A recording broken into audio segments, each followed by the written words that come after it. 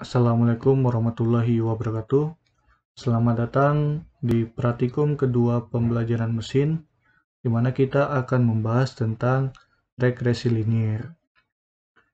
Regresi merupakan salah satu metode supervised learning yang mencari kolerasi atau hubungan antara satu atau beberapa variabel dengan variabel target. Pada regresi, variabel target dimodelkan sebagai fungsi matematika dari variabel-variabel yang diketahui. Jadi fungsi ini bisa disebut sebagai fungsi objektif. Contoh kasusnya seperti dari beberapa survei pada 10 provinsi di Indonesia, diketahui data tingkat pengangguran pada range usia 20-25 tahun di provinsi itu dan diketahui pula data tingkat pengguna narkoba pada range usia 20 tahun sampai 25 tahun di provinsi tersebut. Dalam hal ini, kita dapat mensimbolkan rata-rata tingkat pengangguran sebagai X, sedangkan tingkat pengguna narkoba disimbolkan dengan Y. Jadi, hubungan atau kolerasi X dengan Y dapat dimodelkan dengan fungsi matematika fx, di mana Y sama dengan fx, sehingga outputnya tersebut akan menampilkan regresi yang dimana bilangannya adalah bilangan real. Oke, kita langsung masuk ke codingannya. Hal yang paling pertama yang kita lakukan adalah mengimport beberapa library yang akan digunakan pada praktikum ini. Jadi, kita akan menggunakan dataset Boston, di mana dataset ini adalah dataset yang dapat memuat 14 macam atribut. Jadi, ketika teman-teman sudah melakukan pengimportan library pada skitchlearn yang ini, skitchlearn ini kita dapat menampilkan dataset Boston tersebut, di mana dataset Boston ini dapat memuat 500 data yang telah disurvei dari atribut, di mana setelah kita melakukan load dataset tersebut, kita akan melihat informasi dari dataset Boston dengan memanggil perintah boston.data.shape, yang dimana 506 ini adalah tipe data long, sedangkan 13 ini adalah jumlah atributnya.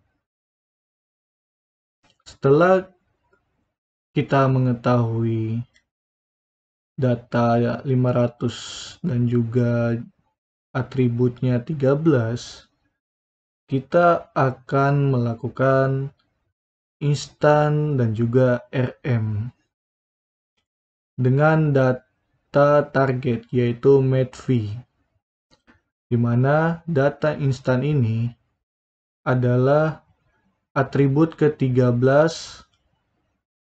pada indeks ke-12 dari data Boston Housing tersebut, dari datasetnya tersebut. Sedangkan RM adalah atribut ke-6 pada indeks ke-5 dari dataset Boston tersebut, di mana dataset ini yang instan ini akan menunjukkan populasi dengan status rendah, sedangkan RM merupakan data rata-rata kamar yang ditempatin pada kota Boston tersebut, yang ada di 506 titik yang dijadikan sampel. Kita akan melihat hubungan dari data instan dan juga RM dengan data medv dengan menggunakan regresi linier. Ketika sudah melakukan ketika sudah melakukan melihat datanya tersebut, kita akan mengambil data target, yaitu data MATV tadi, dengan menggunakan target sama dengan Boston titik target, mana akan menghasilkan nilai targetnya itu adalah ini, yang banyak ini. Ini adalah nilai targetnya. Sekarang kita akan fokus untuk melihat data dari instan, RM, dan juga targetnya. Data instan, RM, dan target ini menjadi data training untuk regresi yang akan kita lakukan. Sehingga kita dapat melihat hubungan antara instan, RM, dan juga target dengan menampilkan kedua data pada diagram koordinat. Sehingga kita akan melihat bahwa diagram koordinat ini dapat merepresentasikan hubungan antara instan, RM, dan juga MATV dengan regresi linier. Jadi, hasil dari plot ini dapat direpresentasikan seperti sebuah bidang datar. Ya, meskipun tidak 100% pas, kolerasi antara instan dan juga MATV ini dapat dianggap sebagai linier. Selanjutnya kita akan melakukan pembuatan model regresi linier dari data Boston tersebut.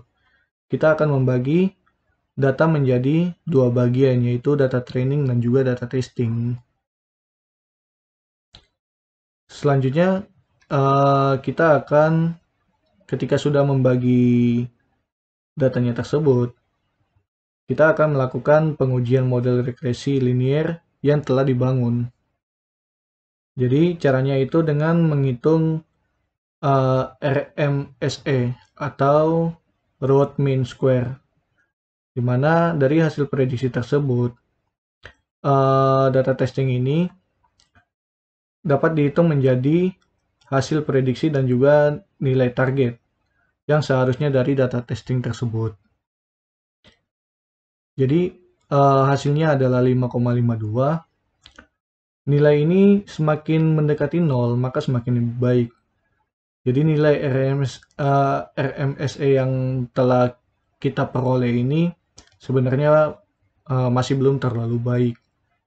Ya, bisa jadi karena datanya yang digunakan ini masih terlalu sedikit gitu. Kemudian kita akan melakukan prediksi pada suatu nilai dari regresi linear tersebut. Kita akan menggunakan fungsi predik. Fungsi predik ini dilakukan untuk nilai-nilai instan dan juga nilai RM. Nilai instan itu adalah 10.55, sedangkan nilai RM ini 4.36. Jadi hasilnya adalah 4,4.07.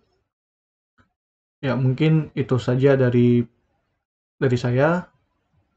Terima kasih. Sekian atas asisten. Saya ucapkan selamat mengerjakan pretest dan juga post-test. Terima kasih sudah hadir untuk melihat praktikum kedua yang dimana kita membahas tentang regresi linier. Baik, sekian dari saya. Terima kasih. Saya akhiri. Wabillahi taufiq wal hidayah. Wassalamualaikum warahmatullahi wabarakatuh.